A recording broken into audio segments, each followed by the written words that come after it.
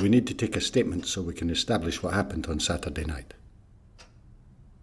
What time did you get back to David's flat? What time? I don't know. Can you give us an estimate?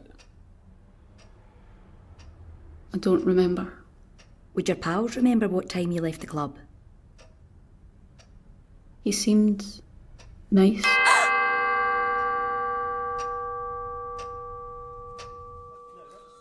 She didn't remember much, did she? I know. And now we've got to waste more time on a daft lecture. We know how to deal with victims. We've had years of experience. Well, some of us have had more years than others. I'm in my prime, I'll have you know. That'll be right. Today's session is about trauma.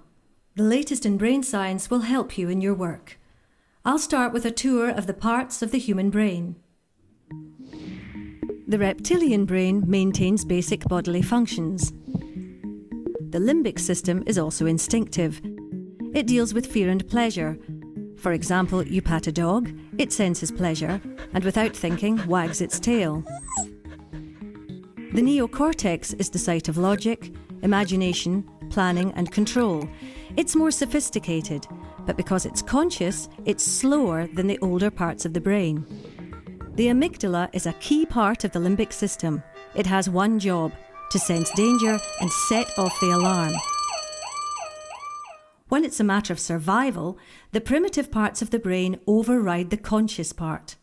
There are 3 possible survival responses: fight, flight, or the one that people don't think of, freeze. When the alarm goes off, blood and oxygen are diverted to muscles, adrenaline floods the body, and all systems that are not crucial to survival are switched off. Normally, the job of the hippocampus is to file memories so you can retrieve them later, but in times of danger, it stops filing memories, which makes it harder to gather evidence later on. Instead, the hippocampus switches to pumping cortisol. What's useful about cortisol is it stops us feeling pain, so we can focus on survival. Can anyone give me an example? A farming accident where a man carried his own arm for a mile without feeling any pain? Yes, excellent example. It is an evolutionary safety mechanism which is fast and instinctive. In essence, it's our body's very clever way of protecting us. To recap, an example of the 3 parts of the brain working together. You're standing at a bar. Your reptilian brain is keeping your heart beating. You're enjoying the pleasure of a nice pint with your limbic system. You're using your neocortex to work out if there's time for another before the last train. What could happen to make the amygdala kick in? What if this happened?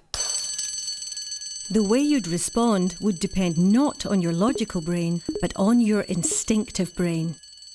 Being glassed in a bar would be a traumatic experience. Who can give me another example of an event that can cause trauma?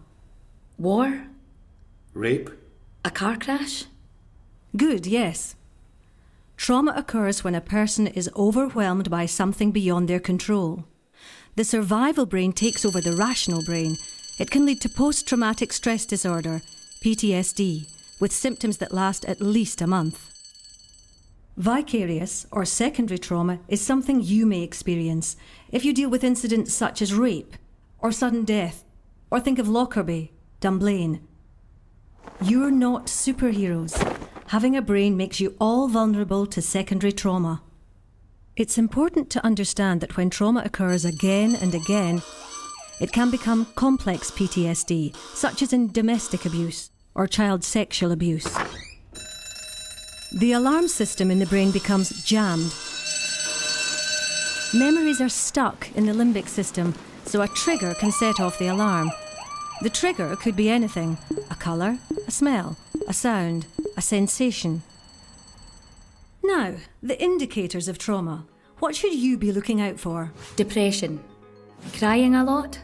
Yes, that's one response. And at the other end of the spectrum, total numbness. Nightmares? Flashbacks? Stress. Good, yes. And they may feel sick. Also, shame, feelings of guilt, inability to enjoy sex, social isolation, triggers. People often feel overwhelmed by the symptoms of trauma.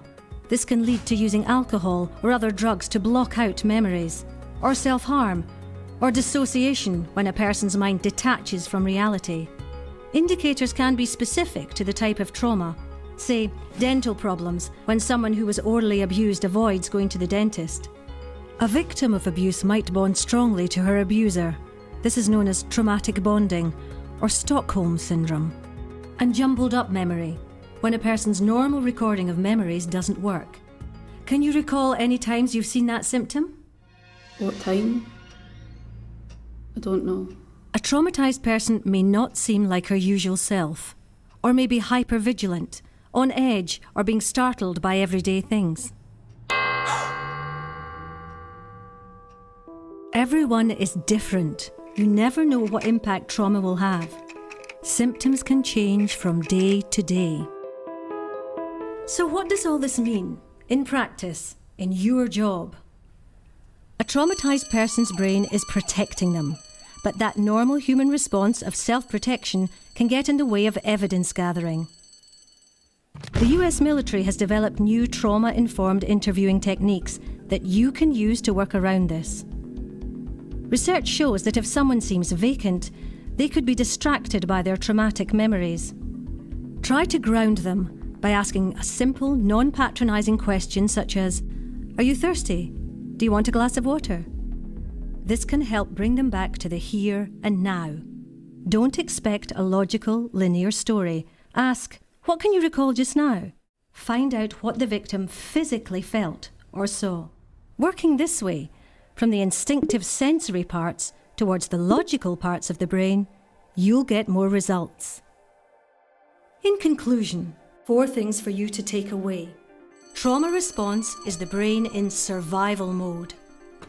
Repeated abuse can make trauma symptoms worse. In response to trauma, people will behave in unexpected ways. Remember, trauma is a normal human response to abnormal events.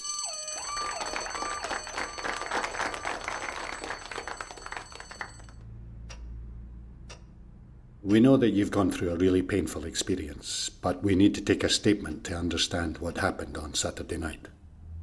Are you able to tell us anything that you remember about his flat? Anything at all? A dog. Barking. Are you able to remember any physical sensations or feelings that you had? Cigarette smoke. I can smell it now. What was going through your mind? I couldn't understand it. I just couldn't move, or even scream. To freeze is a perfectly normal response. So you start with the memories, you don't start at the beginning. You have to engage with our feelings to get to the facts. Makes sense. Check you, Professor, getting all sciencey on us. Well, if it gets us usable evidence. There's life in the old dog yet. Oi,